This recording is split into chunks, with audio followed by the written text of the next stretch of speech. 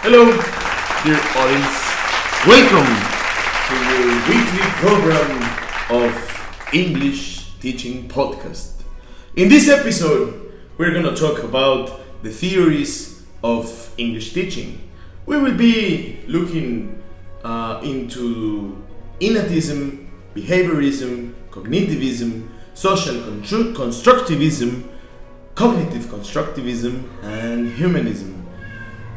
But this is not the most important topic of the night.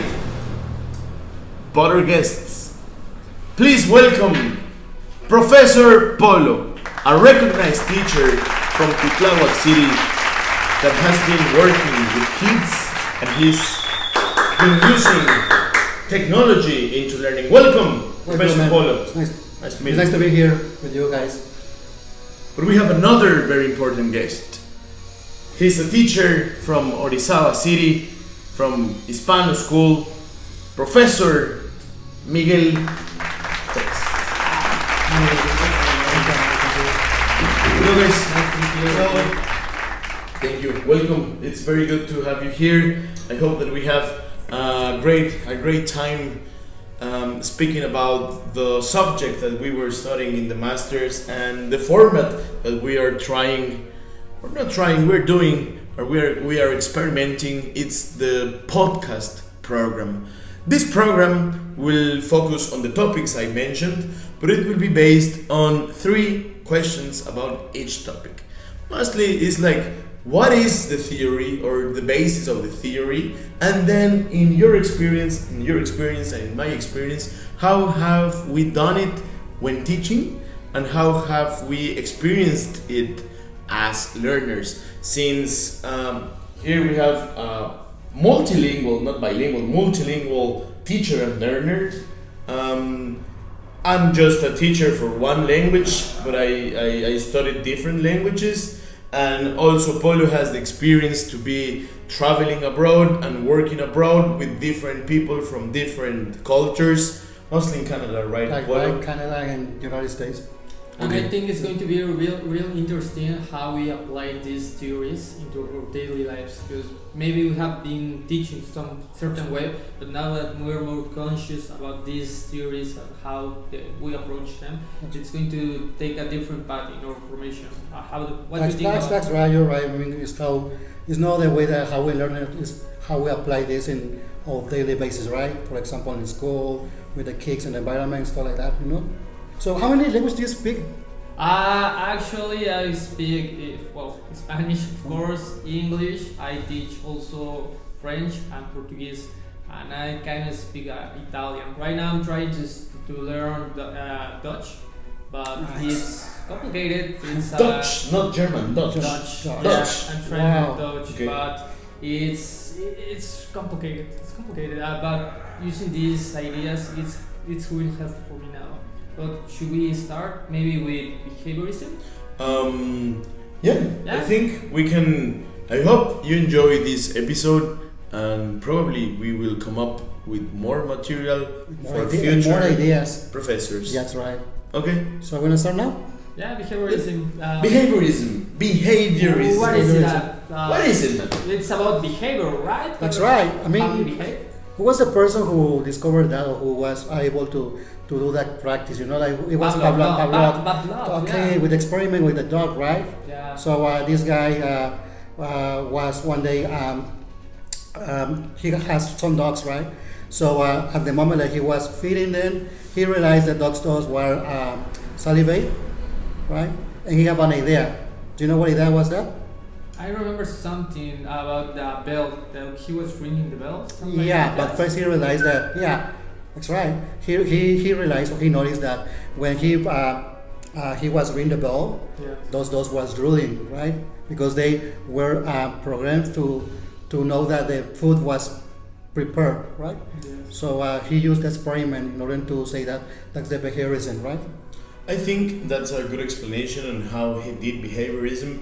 But I would like to ask you guys, in your own words, in a brief phrase, how would you conceptualize behaviorism, Miguel? Behaviorism. Well, it's a theory. It's like, Yeah. Professor Miguel, what is behaviorism? Yeah, behaviorism. I would say something like behaviorism is a theory that explains how we learn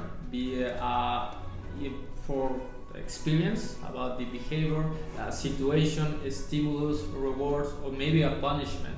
That's right. Okay. What do you think, Polo? How would you define behaviorism? That's right. It's a stimulus that you apply to certain persons.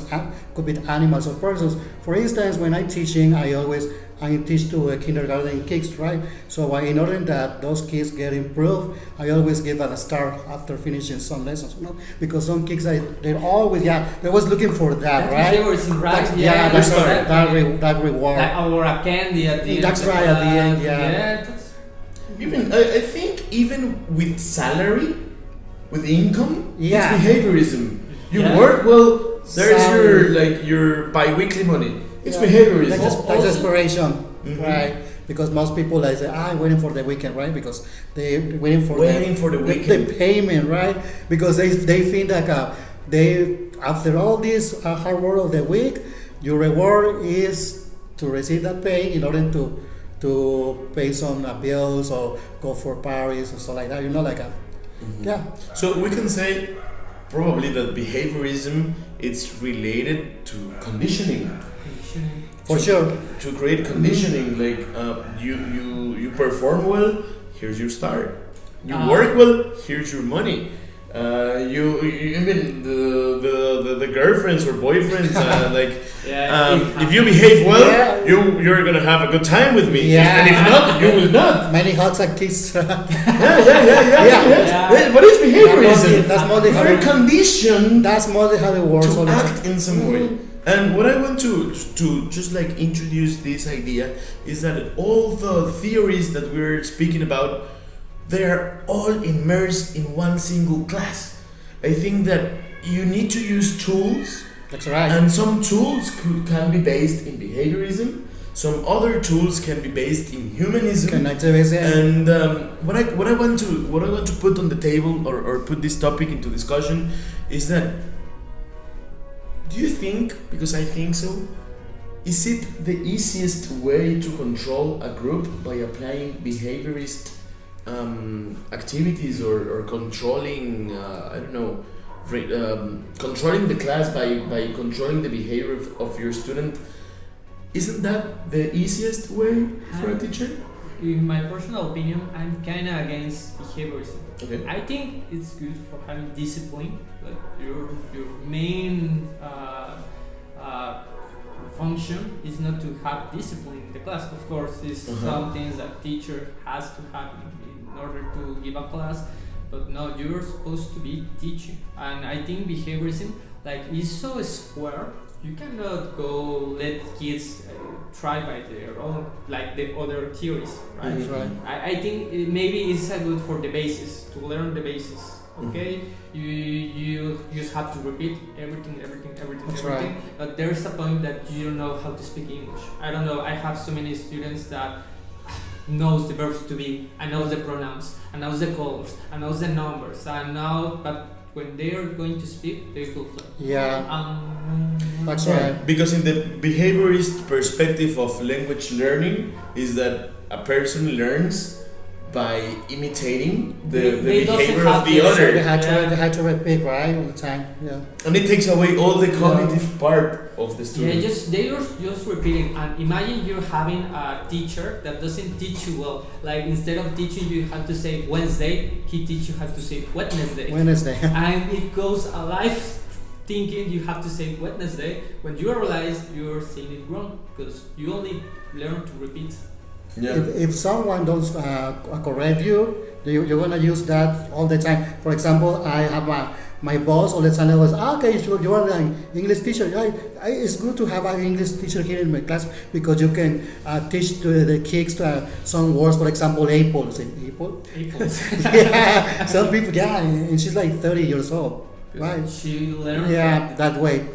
And that's related to what we have experienced in class. Like when you are learning a second language, the first language always comes up, and even like when you learn the alphabet, it's A, B, C, and the most logic that a non-native speaker person can think is that it's Apple because you pronounce Yeah, A, the A, right? And for example, they don't have any idea about the phonetics, right? For example, the A sounds like A, the B sounds like V. Yeah. So so I try with my Long vowels, short vowel sounds. I try with my students to learn that, right? In order that they don't get confused in the future, yeah, because they made those mistakes. I want to share my experience as a learner. When I was learning English, I remember that I didn't focus on pronunciation or formally know how you pronounce each word or the phonetics, That's the right. phonetic rules. I didn't even learn that, and by today, even though I'm teaching English, I don't really know anything about phonetics. But how I achieved that, it was I was spending some time with some American students that were staying in my parents' house when I was a kid, and by imitating them, by sharing time with them, I started to shape some kind of an accent. That's right. When I started, and then when I moved to study to Ireland, I did enjoy that a lot because I felt how my pronunciation changed because of behaviorism, because I was imitating the person that were by my side, and after that my pronunciation changed, but not in a conscious way or in a cognitive way, but in a conductual way. That's right. Yeah. But also it depends on the context of the environment, because you say that you were in Ireland, right? In Ireland. So the accent is very different from America, right? Yeah, Let me put you this way. When I moved to Canada for the first time, I was studying. I was speaking very well English. Then I realized that, oh my God, there was like a bunch of people, Latin people, and people who doesn't speak English, well, it was the second language. It's like, what's going on here? You know, it's supposed that I speak English, and those people are telling me that I don't speak English. So what's happening here? So is the environment, the language, the people, all the culture. Nice. Yeah. I think Even in America, for example, people who live in LA doesn't have the same accent from people from New York. But the people from New York and the people from LA, they adopt that, or they create their accents by imitating That's right. the others, The others, and that's a good example of behaviorism. But I wanted to, you stated clear, I don't like being behaviorist when I'm teaching. But what about you, Polo? What is your opinion on that? Well, I could say that it's a good theory, and I use sometimes, but sometimes it's very repetitive, right? We used to say like to teach the same thing all the time, mechanizing, right?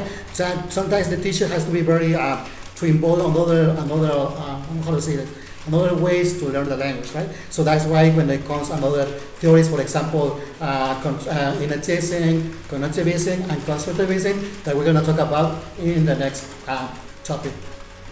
Yeah, well, before we move to the next topic, I would like to ask you, do you have a funny story related? We do know a good story. Yeah, we talk about How do you apply behaviorism Listen. to kindergarten kids?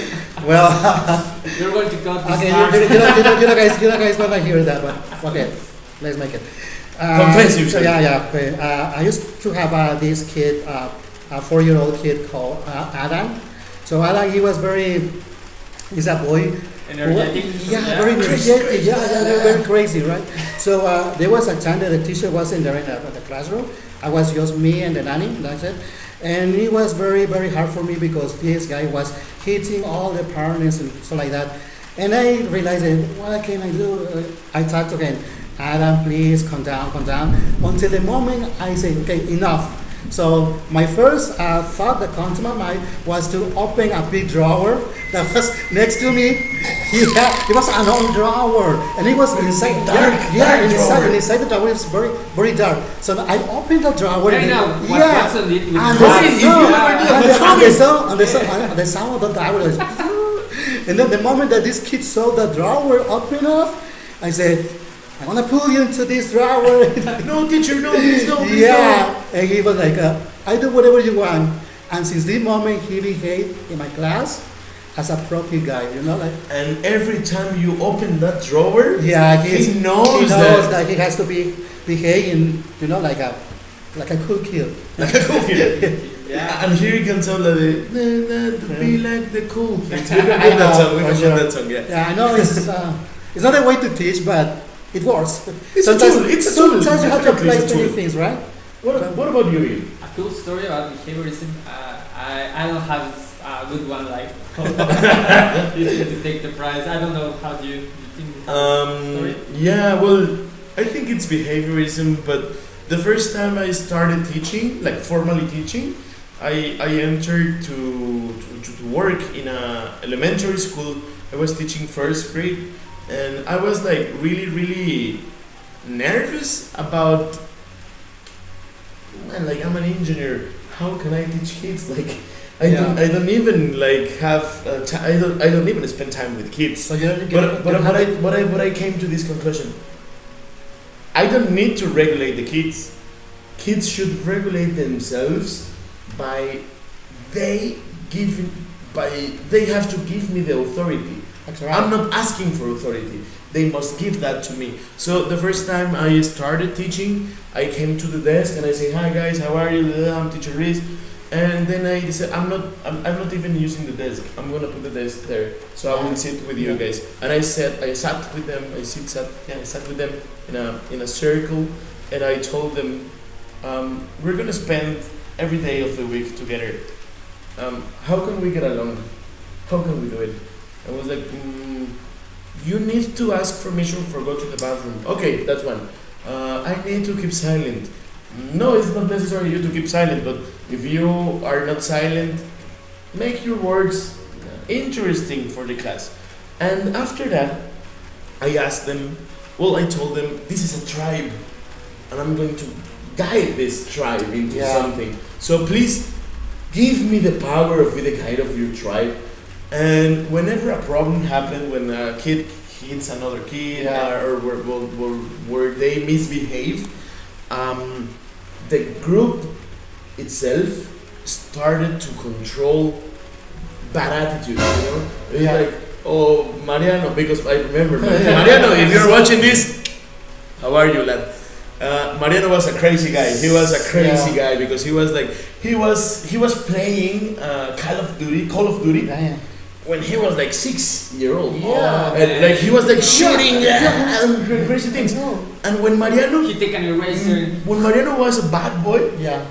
the same group didn't reject him, but it was like, Mariano, come on, man, come on. Yeah. First grade. First grade. First grade. And it was amazing, man. And I think it was based on behaviorism because I conditioned them that I'm not the authority in the class. We are all the authority, and this is our goal. I'm gonna guide you in something. Yeah, that's cool. But all together we must achieve this goal. And they started to actually put into control all the behavior of each student. And it was crazy because it's common said that kids don't know nothing. I think kids know a lot. But you got the point, man. You say that for the first time you apply your rules, okay? You put the rules. Yeah. So that's a good point because if you put the rules to kids, they know you. They going to respect you, right? Yes. Right. And I remember one experience with one that you said. The other day I was working with my kids, and I was about to put some music to relax. And I was like, okay, what do I want to play Mozart or. And I realized, You got Peso Pluma, no? No, and I realized that they have some MP3 from this game that is very popular with kids. This game is called the one with the squares. Roblox. Roblox. No, the other one. Minecraft. Minecraft. Great. So I played that song, just the song. So at the moment, And it's a very soft piano. Yeah. It's a soft piano. So at the moment I played that song, all the kids were like, what? Minecraft. Yeah, Minecraft. Minecraft. Yeah.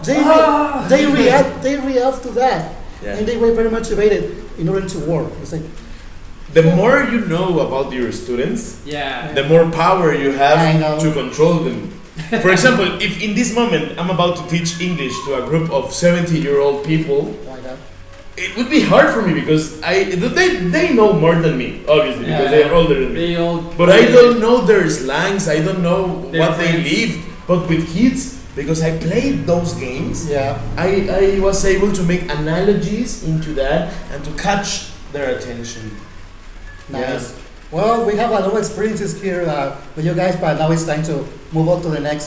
Before we topic. move to the next topic, I would like to introduce the sponsor of this first Do we have a blog. sponsor here? Yeah, we have a sponsor. Oh, Yeah. Who's the sponsor?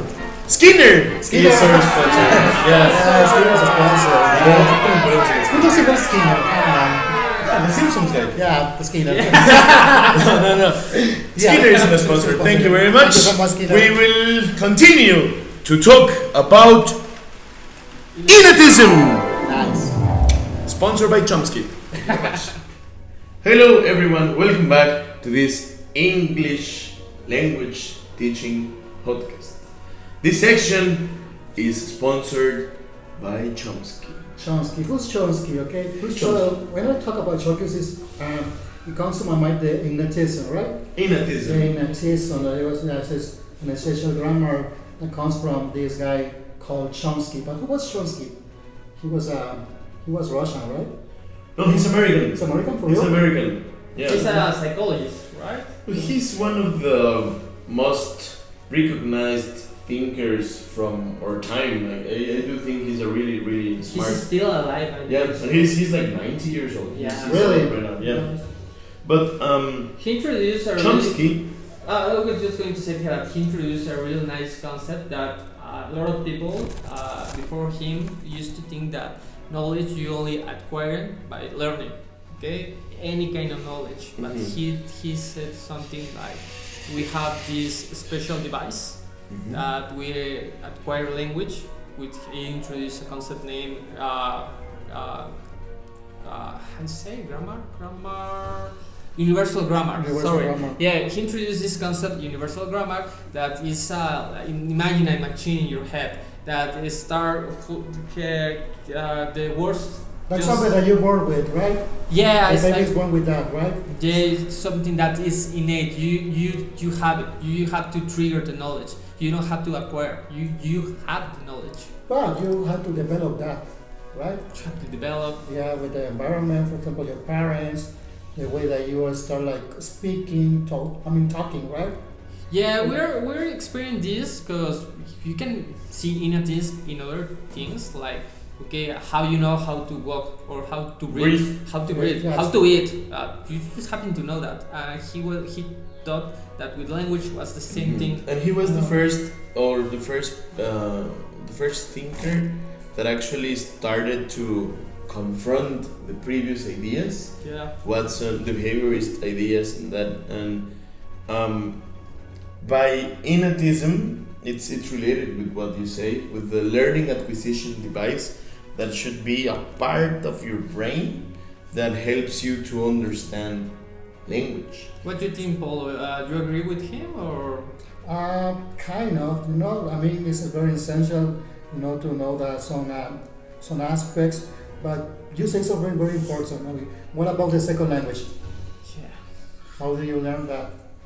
How that fits? I Yeah. think that's why it's a theory, cannot be proved like a law. It's a theory because you were saying, okay, that's how we learn how to speak a language, right?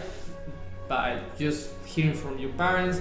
But you can go to another country. I know many people that go to United States. Yeah. I hope that there, with the environment, they're going to learn English. Just by that, Yeah, you're going to hear I- English I and know. they're going to speak. And there are people that have been living like 20 years there in the United States And they and don't don't speak. speak English. But I think that it's that they do actually learn something because I don't remember the theorist. We saw it in class that language learning, it's also based on how much time you are exposed to the language. That's right. Yes. So by immersion, even though they have like 20 years and they are not, they don't speak like natives or they speak a bit, I don't know, weird, something. Kind of Spanglish. Yeah, maybe but mixing. it's something that you acquire from when you are a child. For instance, Salma Hayek, you know Salma Hayek, right? Mhm. Yeah. She's very important actress from Mexico.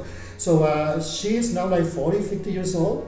So when she started talking or learning English, she was in her 20s. That's right. When she started learning. Yeah, 20s or 30s, something like that. So she speaks very well, but what about her accent? This is like makes that is Latin. It's Latin. I mean, Yeah. actually, I love that accent. She has for me, it's a beautiful accent. But she has an accent. Otherwise, her sister, she's like 10 years old, and her husband is a French guy. He's a multimillionaire. Salma Hayek's Yeah. husband, right? Yeah. So these guys speak French. So that's her daughter speaks Spanish, French, and English, right? So she developed those language because she acquired at certain age from a baby. Okay, right? but we're taking this for as a second language, but or now imagine we're learning because we have these examples of living in another country. That's But right. imagine we're here in Mexico. We don't have much exposed to different language. Maybe we have exposed to English in an English class, That's right. but you go outside an English class and it's real weird to have a conversation in English with That's someone. right. And it depends on where you live. For example, if maybe. you live like here in Veracruz State, we are too far from the states. Yeah. But if we were living in Tijuana, More Los right. Cabos, or northern Yeah, cities, and I think actually that I don't know, maybe in 60 years or 70 years, Spanglish would be accepted as a new dialect or language. Could be. Since for sure. many people, a Chicano. lot of people, Yeah. like Chicano style, Yeah. they created this weird mixture Spanish between style. English and Yeah. Spanish, but it's based in cultural closeness, right? Yeah. That's right. But in Inatism, what I do really like that you are presenting here, it's Chomsky states that language is a natural biological process. That's right. Yeah. It's probable, but I want to put this question in the table. What about the people that were rejected from society and developed their first 10 years without Without any- having access to a formal language? You could say English, you could say Spanish, whatever. Yeah.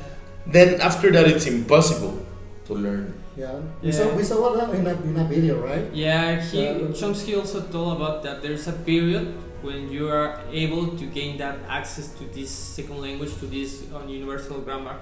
But when you that's between the 2 years old, Mm-hmm. kind of. But there are some exceptions, real weird, because Yeah. it's easy to have many cases like And that. here I differ. I don't completely agree with Chomsky, Yes. since this language acquisition device works from age 0 to age 3, Yeah. for example, and then you lose it, you cannot do it.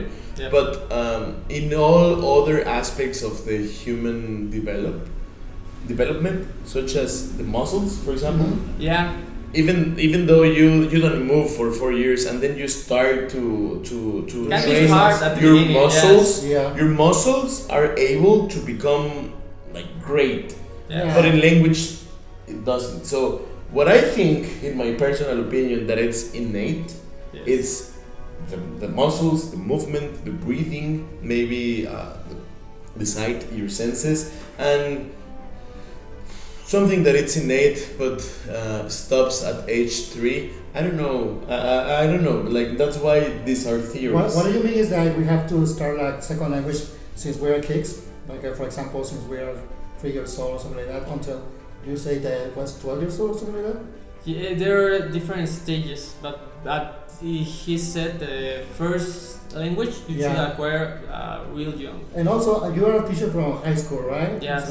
So you see the difference between us, kids from elementary school or from kindergarten compared to those who are from high school or even secondary or the other level? Yeah, I noticed there's so much difference just by the way they behave. That's a complete difference. The social environment, what they like, how you connect to them. I don't know.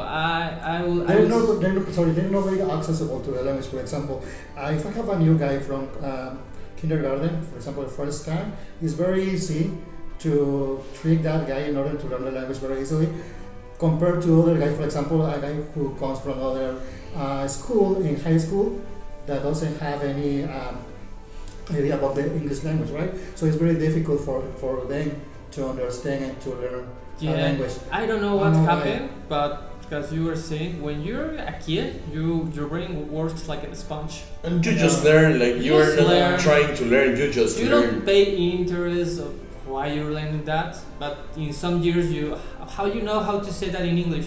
I don't know. I just happen to know that because it is. Yes. Yeah, well, so that's innatism. That it's based on that language. It's a natural biological process that we have in our brain, and humans are made to learn a language, right? I think you're more agree. I don't know. Maybe we're going to introduce our next topic. We're going to talk about cognitivism. Cognitism. Maybe that's an innate thing. You have the ability to think. That's what I think. You read my mind. I don't know. Wanna start talking about that? Yeah, let's go to cognitivism. I think cognitivism or your cognitive skills, those are innate.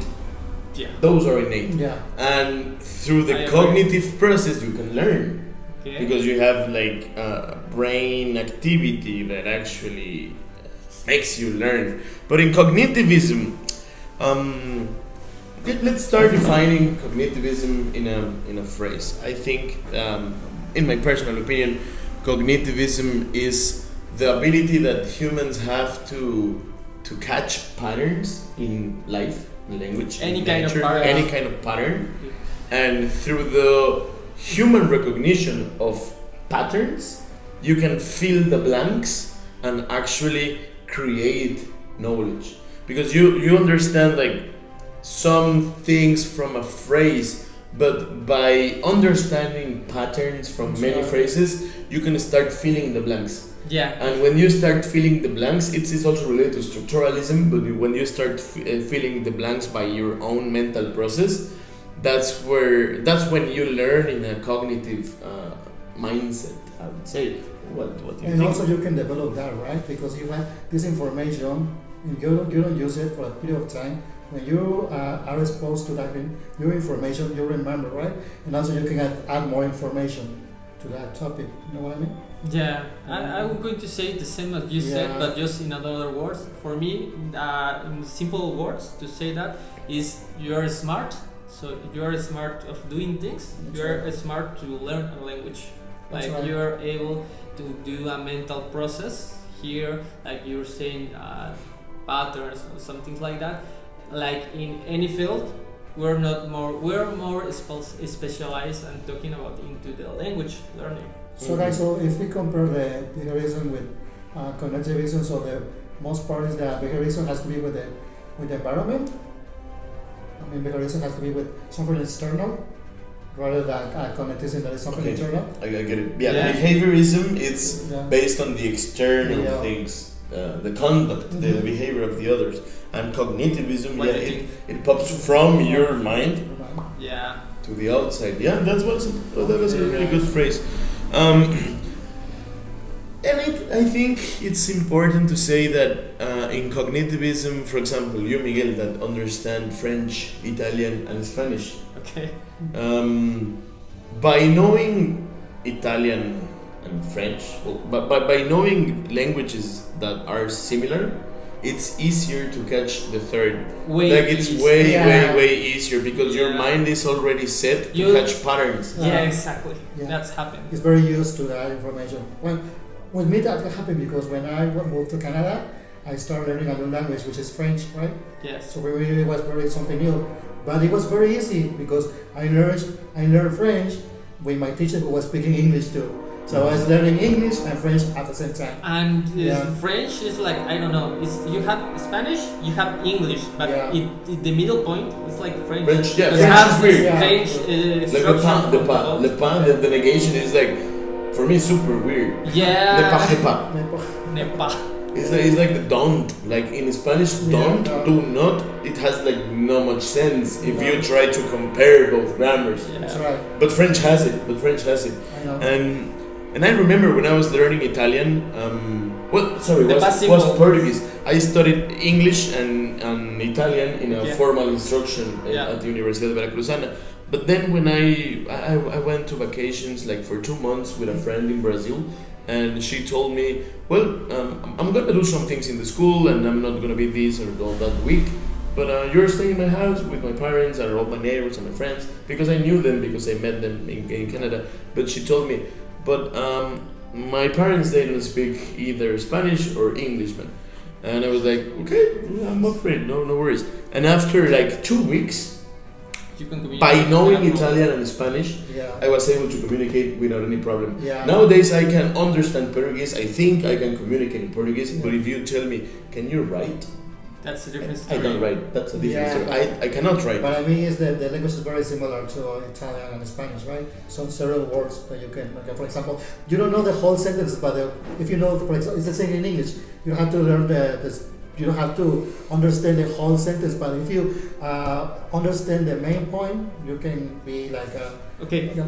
listen, I'm going to try to speak something and I'm sure you're going to get it.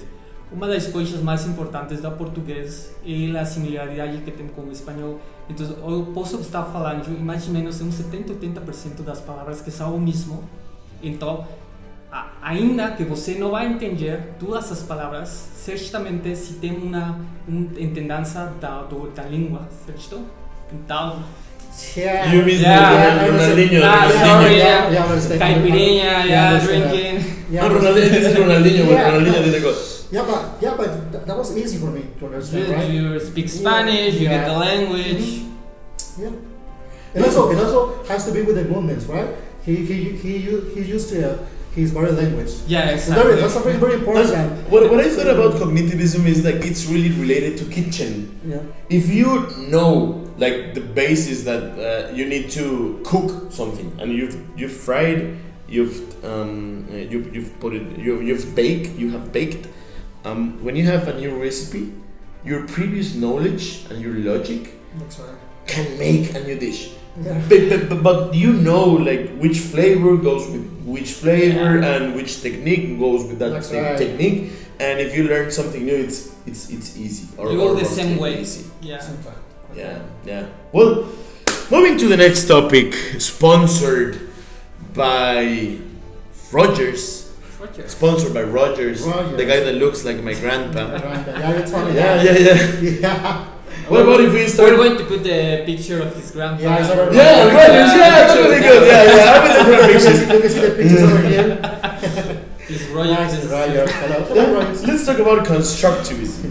Okay. And it's like really popular, right? Like the Mexican school nowadays is like constructivism. Maria Montessori and all that. Piaget. Okay. It is not always well implemented, but when it's correctly implemented, I don't think it's the best way to learn, personally, but I do think it's the best way to connect people into learning, into a goal. Should we start with the social or with the The- cognitive? the- Because are both The two different ones. constructivism. I said actually yes, first constructivism, right? Okay. Yeah. Well, I think they're based, but what if we start by the social one? The social one. How could you define social constructivism? Okay. I remember. I don't know if we can have this picture here of this circle we had. Yeah. Maybe in Luis' face. Yeah, I remember that. What's that? There's this. The center point is what you can learn by your own, right? And Yeah. when the circle is growing, is what you can learn by the people that surround you. Like we're doing this podcast. We have certain Yeah. knowledge. So we are playing social constructivism, right? Yeah, we're Because doing that. we are sharing information and we are receiving the new knowledge. And it's enriching for us. For us as a group, Yeah. it's not enriching For for me, me as a you know, person. It's enriching for the you know, conversation. You know, for me, as a teacher, I enjoy doing that constructivism, social constructivism, because it is very useful in my classroom, especially for those kids, little kids, right? Yeah. Because they, for example, if they know anything about that topic or anything, for example, if a boy is sick and didn't come for 3 or 4 days to the class, and they come to the class, the kids feel like, oh my God, what are you doing here? I mean, Yeah. I think if a kid is sick in bed 4 Yeah, days, yeah. he's like super sick. I know. No, but I have those students who has the same thing all the time. Mhm. So when they came to my class, they like very shy. But once they start like talking with their partners, they Mhm. they have the They same become part of a part group. part of the group. That's right. And by being part of the group, you don't want to stay behind. Yeah. You go. Also, I don't know if it had happened to you sometime as a student. You start looking at a difficult topic, and you don't understand what the teacher explained. And you're with your Yeah. partner, and he explained to you, and That's it's right. easier. And you And it's, and remember. it's and it's a cool example on educational based social constructivism. The target is knowledge, it's learning. Mhm. But social constructivism, it's we saw a video in class also. It's also related to gangs. Like, Yeah. like the gangs, know. they belong. And also, it's very very important for the person who's playing you. For example, if you don't know one topic and I explain you, for me it's more. For example, it's best to explain you because I understand more the topic. You know what I mean? Because you want if you want to learn something, explain to someone.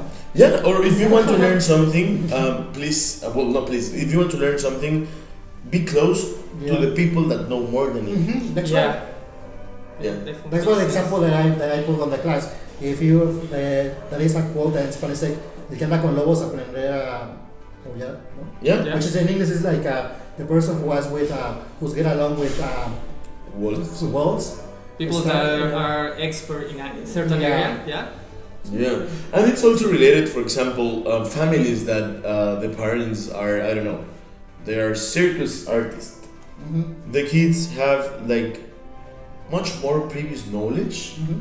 to do it, and by the human society construction, you go better and better and better and better.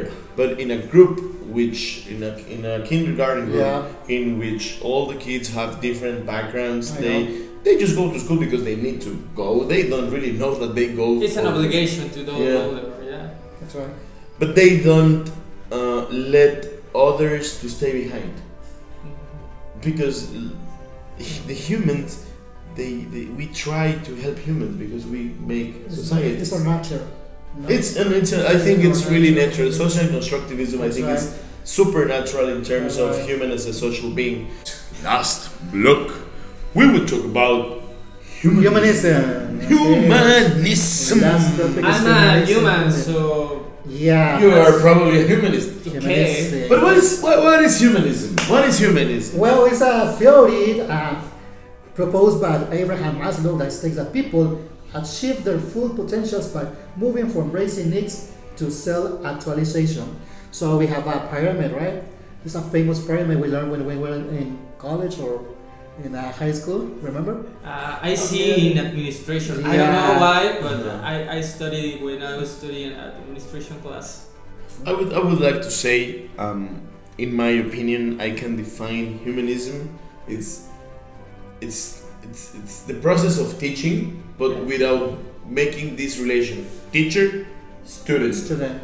It's not about that. That's right. It's about human with human. human. It's about how a human shares its experience to another and actually So go back to the Make them base. So learn. go back to the basis when we used to be like we live in a caves, right? Mhm. How the form that we learn, guys. How those guys from the beginning of the earth start learning something, you know?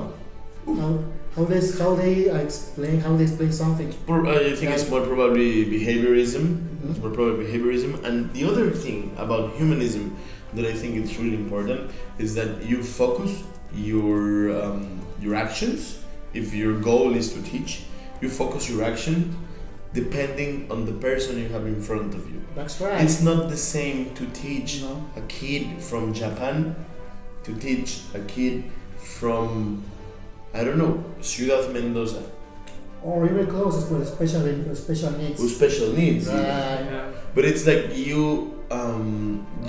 manifest yourself in what you think would be easier to get the person that is in front of you. And it's also based in, I mean, there we go about Maslow. I think it's really important for teachers to practice the humanism because, I mean, you can see if someone is not comfortable. If someone is like always rushing and That's you right. see it's distracted and it's like that, it's probably that they are not comfortable. Yeah, for instance, I used to have an English teacher when I was in high school. I remember that teacher was good to me. He said, "Hi, Paul," because I was speaking like her, right? But I have some other partners, classmates, who didn't any word in English. They were terrified every minute when she got to the classroom. They said, "Oh my God, again the English teacher here." And everybody scared, and it looked like she was enjoying that moment. Yeah. Since we are speaking about humans, Yeah. Maslow has the humanistic theory of personality that actually puts into words what does a human being needs need. What does a human need needs need Neat. need? Yeah. Probably was a mistake. Yeah. And it goes with the physical. First, it's a pyramid. That's First right. of all, a human needs physical comfort. That it's about water, temperature, food, enclosure. Basic. You know. That's Yes. right. The next one is security. Right. To feel safe in an environment, and it's not safe about it's gonna rock, fall to the No. sky and kill me. Have a No, house No. where you live. no, but it's also security in the group to Exactly. feel accepted, to not Okay. be rejected. Mhm. After that, we have the social part.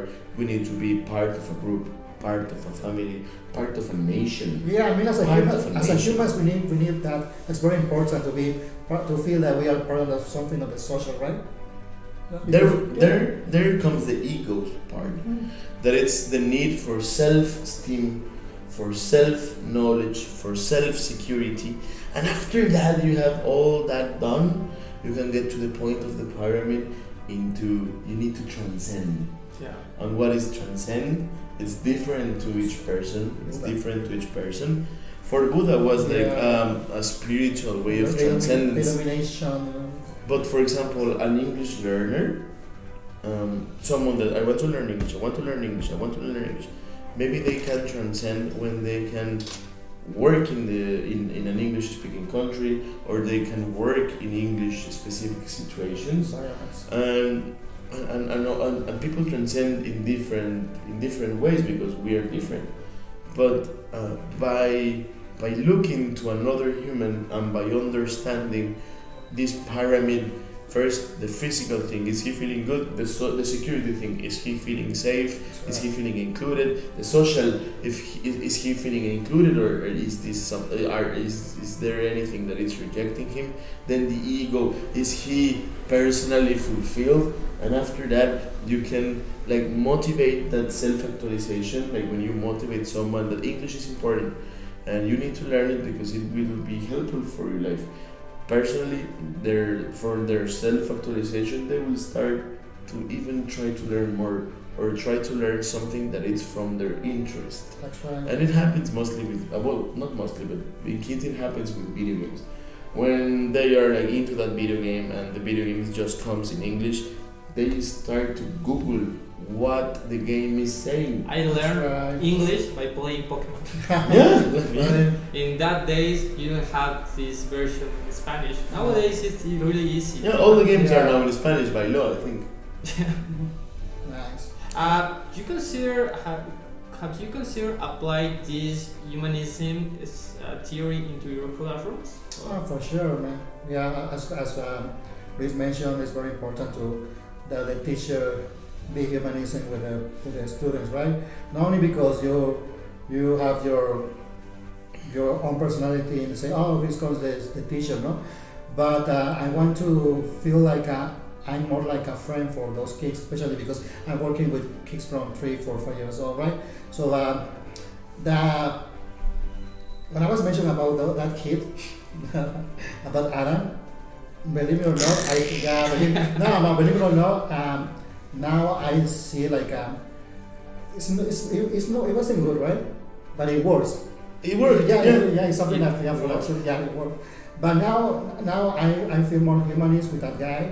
I try to be more like Polite. yeah. Sometimes it happens because sometimes you have your emotions that explode, or you have something in your mind. You have a bad day. Yeah, it happens because we are humans. That's right. So that's what I love about this humanism theory. That at the end, we try people the way that we like that someone try us. Mhm. I really like also this theory, but I think it has its limitation.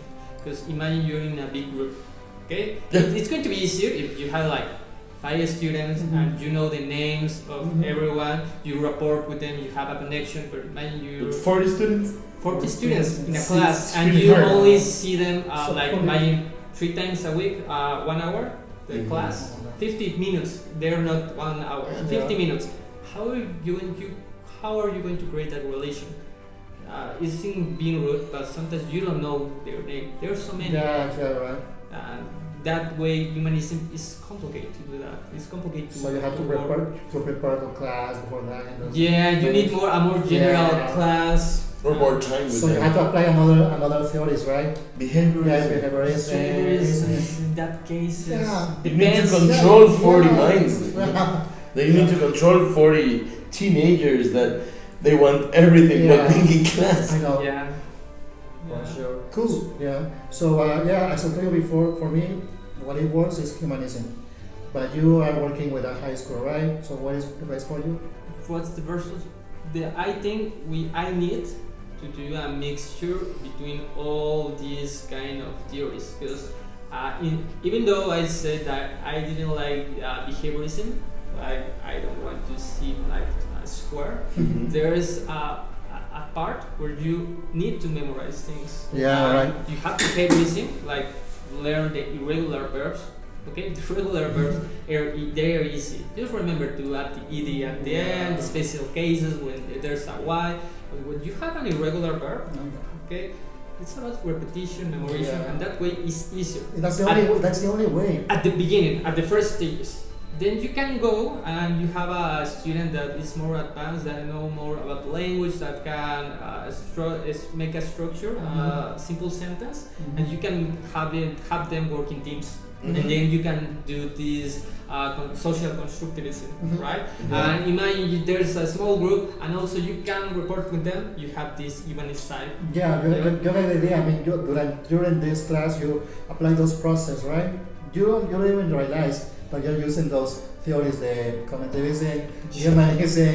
But yeah, at the end of the day, I think all of them are very useful for the teachers. Yes. Yes. What do you think? Luis?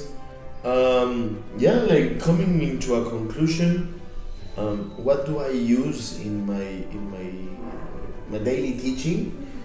Well, first of all, I like to present myself as a humanist Mhm. because I don't like to come into a classroom and I'm the new professor and Authority. I'm the authority man.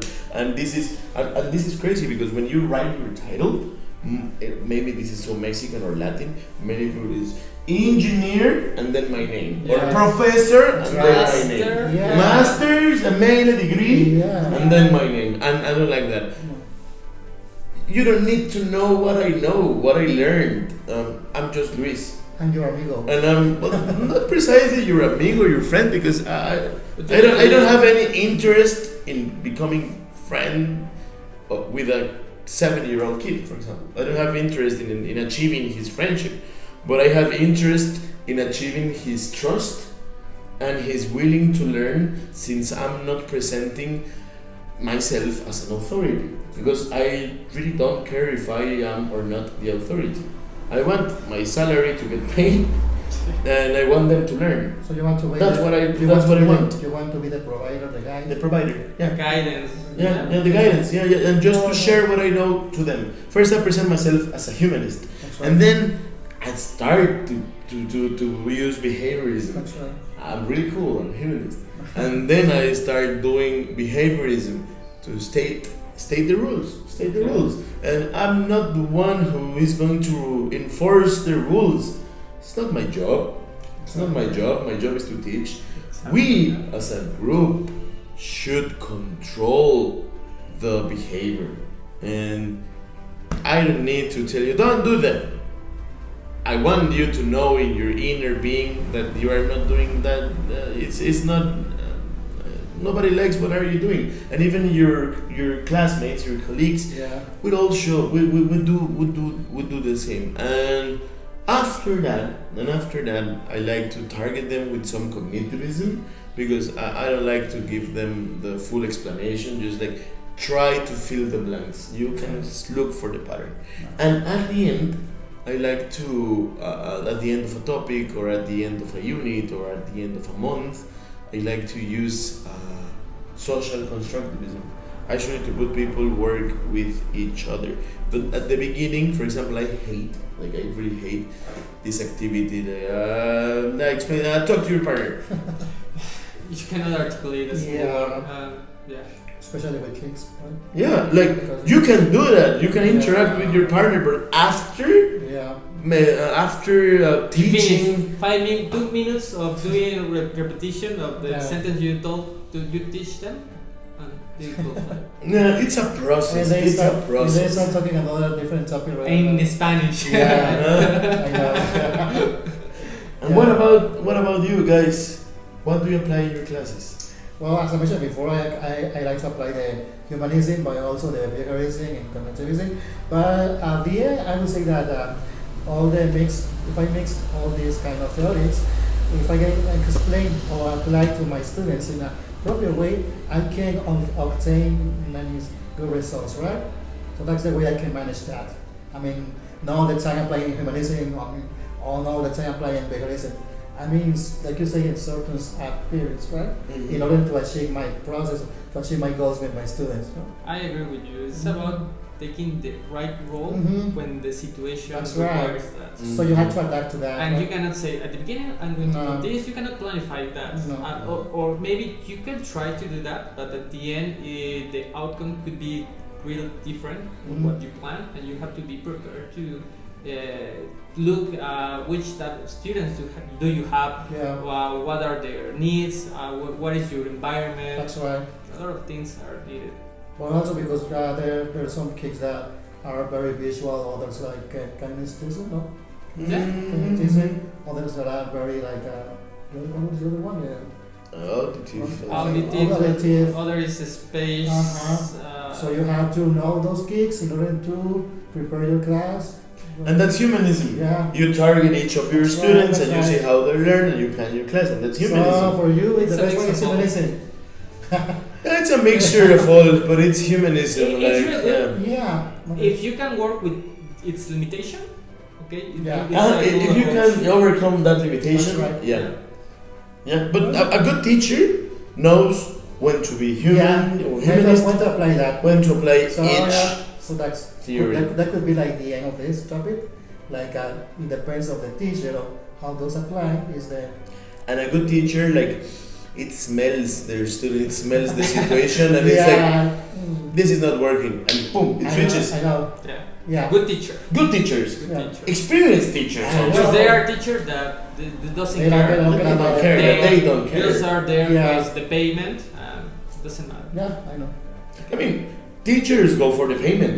It's a job. It's Like It's a job. It's part of the job. But you're supposed to do. like doctors want to save lives. They want to save lives, but they want money by saving Yeah, lives. for sure. Teachers, they want to share knowledge, but they need money to survive. Yeah, for Yeah, sure. exactly.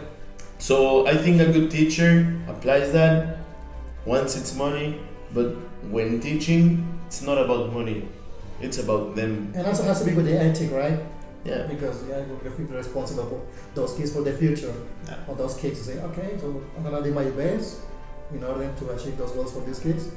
Nice. So And guys, that motivation makes you feel like to feel more comfortable and to earn more money, and opens money or many other alternatives in order to run other places. Well, guys, Because- I really enjoyed this talk with you. I don't know about Yeah. the audience if now you're more, you know more about these different theories. I don't know. Let us in the comments below. Yeah, let Give us us a like. have you guys subscribe. learn about those topics, right?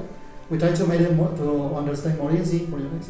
Easier. So, But it's been a great time. I even feel like a bit tired because I shared a lot. I need a drink.